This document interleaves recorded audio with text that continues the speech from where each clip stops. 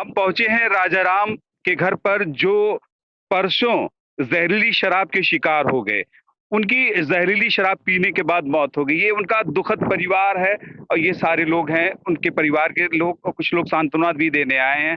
ये बहुत बड़ा कांड जो माहौल में शराब कांड हुआ है, और आज भी कई जगह पर पुलिस ने छापेमारी की है और लगातार कई जगह शराब का जखीरा बरामद भी किया है। उसके आंकड़े पुलिस बताएगी, लेकिन मौत के आंकड़े का काम बताना पुलिस का ही काम है, लेकिन मीडिया भी उस घरों को भी ढूंढेगी कि जिन घरों के लोग इस हादसे का शिकार हुए हैं, जिनके जिनके घरों के लोग शिकार हुए हैं। आज इस परिवार के राजाराम इस दुखद घटना के शिकार हुए। इन्होंने भी जहरीली शराब पी और आज उन्होंने परिवार का साथ छोड़ दिया। ये देखिए, पहले मैं इनके परिवार, ये देखिए आप घर का स्ट्रक्चर, इसके बाद वो दुखद परिवार के सदस्य जिनको कितनी दुखद कष्ट से गुजरना पड़ रहा है। आखिर ये शराबबंदी कानून सरकारें कब लाएंगी, या प्रशासन जो अवैध शराबें आ रही है इस पर कब चेतेगा? ये सवाल है सरकारों के सामने। हमारे साथ है राजाराम की पत्नी है। कब ये पी के आई ना वैसे बोला ठीक है ना। मम्मी ना बोल पाएगी, मैं बोल दे रहा हूँ, मम्मी नहीं बोल पाएंगे। जी जी ये 5 बजे शाम के दारू पी के आए थे। फिर वहाँ पर से 5 बजे दारू पी के आए, घर पे आए तो गांव में भी कोई डेथ हो गया थी। वहाँ पर से आके घर पे आए, रोटी वोटी खाएं तो 3 बजे रात के उनके पेट में दर्द हुआ। फिर पेट लैटरिंग करें, फिर उल्टी खून वाली पलटी हुई है। फिर मम्मी कह रहे हैं कि तुम उठो, मैनू पानी ला के दो। फिर पानी ले आके पियाई, मम्मी पी। फिर उसके बाद फिर पलटी खून वाली हुई। फिर उसके बाद पानी पी के फिर सोए रह गए 4 बजे सुबह।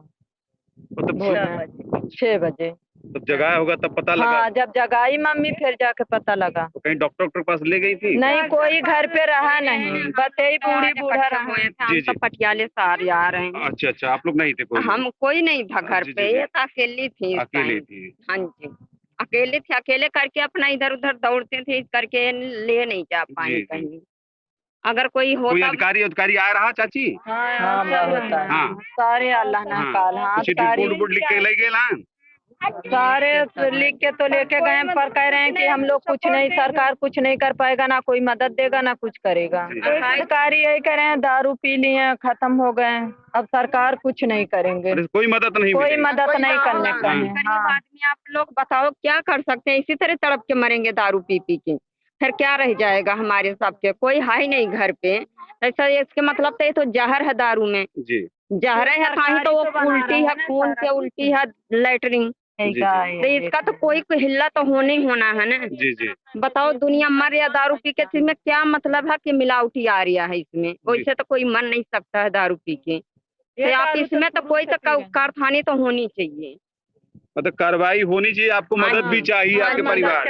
होनी देखिए, चाहिए। अब ये सीधा सा इनका क्लेम है कि सरकार को हम पर, ये इनके पास सरकारी अधिकारी आए और अधिकारियों ने कहा कि ये शराब पी के मरे हैं, कोई इनको फौरी मदद नहीं करेगा, कुछ भी नहीं इनके आगे पाछे कौन सहारा है? बताइए। अब ये सवाल है कि अगर कहीं से शराब पिए हैं, अब ये अधिकारी भी इस तरह से कह के जाएंगे तो उन परिवारों पर क्या गुजरेगी? मैं सवाल अधिकारियों से भी कहूंगा कि आखिर आप इनको सांत्वना देंगे या फिर इस तरह से? जी, लड़के भी है कि 3 अभी अच्छा 3 बच्चे हैं अभी? एक पूरी एक लड़की है आपके पास? जी। है। अभी ये इनका पारिवारिक जो है कि उनकी सारी जिम्मेदारी उन पर भी, तो इनके दुख को हमसे सहन नहीं हो रहा है तो आपसे कैसे सहन होगा? मैं यहीं पे ये रिपोर्ट को यहीं पे क्लोज कर रहा हूँ आपके संज्ञान में। ये दूसरा किस्सा आपको फिर मैं दिखा रहा हूँ, उससे पहले भी मैंने दिखाया, और ये दूसरा किस्सा आपके सामने की जो शराब में लोग मरे हुए हैं। देखिए, अब हम पहुंचे हैं मोती पैर, इमामगढ़ के एकदम करीब का ये गांव, जहां पर जहरीली शराब के सेवन से अच्छेलाल जी की मौत हुई। ये उनका दुखद परिवार है कि यहाँ, और ये उनके एक परिवार के सदस्य हैं जिनसे हम राब्ता करेंगे कि उस दिन क्या हुआ भैया? अचानक कौन से हो गया। अचानक वो कब ये रात को? शुक्रवार को हुआ था। हम्म। तो संजय डॉक्टर के यहाँ ले गए थे, जी जी। वहीं दिन अचानक हो गया। रोशनी वोशनी इनकी आँख की भी चली हाँ, गई थी? चली गई थी। जी। तो ये शाम को मतलब आए थे हाँ। ड्रिंक करके कि सुबह मॉर्निंग में? नहीं, मतलब सुबह शाम को। शाम को करके आए थे, तो सुबह इनकी हालत बिगड़ गई। हम्म, कोई प्रशासनिक अधिकारी जो यहाँ पर आपसे कभी मुलाकात करने कोई आए वैसे? आए थे, आए थे। डीएम आए थे। हाँ, तो डीएमओ ने कुछ सांत्वना दी कि कुछ कार्रवाई होगी और आपको कुछ फौरी मदद मिलेगी या कुछ हाँ, ऐसा? ले के ले गए हैं। जी, जी। कुछ सांत्वना दिया उन्होंने? हाँ, दिया था। जी, जी।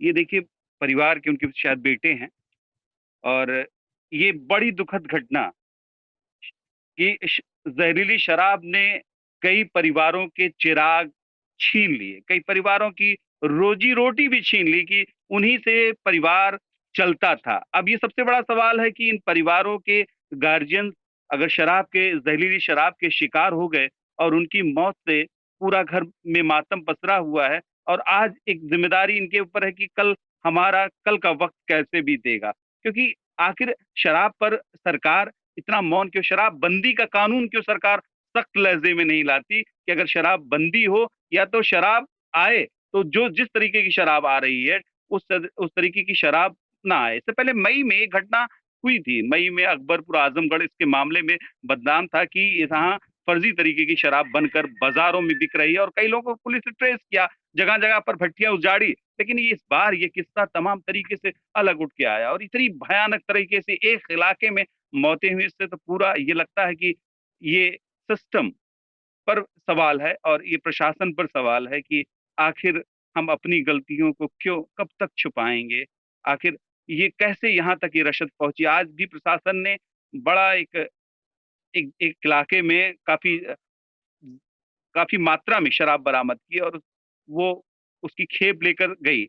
अब ये खेप पकड़ी गई, लोगों को गिरफ्तार करने पर पुलिस लगी हुई है, पुलिस अपनी कार्रवाई कर रही है। लेकिन अब प्रशासनिक अधिकारियों से मैं एक और अपील करूँगा कि इन परिवारों के लिए अभी मेरे सामने एक महिला थी, अभी हम लोग उनके परिवारों में गए तो वहाँ पर लगा कि उस महिला के परिवार से प्रशासनिक अधिकारियों ने कहा कि तो वो शराब पीकर मरे और उनको कोई मदद नहीं हम मिल पाएगी सरकार की। तो ये ऐसा कृपया सवाल ना करें, क्योंकि अगर कहीं हमारी आपकी कमजोरी है और ये कमजोर वर्ग के लोग हैं कि जिन्होंने इस शराब से इनका पूरा सब कुछ पूरा हरा भरा संसार एकदम सा लुट का गया है, हरा भरा संसार एकदम टूट सा गया है। ये अब इसकी जिम्मेदारी आपको ही लेनी पड़ेगी प्रशासनिक तौर पर। उनको लेनी पड़ेगी जो इस गंभीरता से इस सवाल को देखते होंगे कि ये हादसे, क्योंकि रिपोर्टिंग करने का मन नहीं करता लेकिन सरकार आंकड़े ना छुपा पाए, या लोग मीडिया वालों से भी मेरी अपील है कि कृपया इस तरह के आंकड़े ना छुपने पाए। जो लोग इसके अ, शिकार हुए हैं उनकी असल रिपोर्ट हो, उनकी की काउंटिंग आप करके लोगों को बता सके कि इस परिवार में ये हादसा हुआ है। मैं यहीं पर इस रिपोर्ट को क्लोज़ करता हूँ क्योंकि ये सांत्वना का समय है बहुत।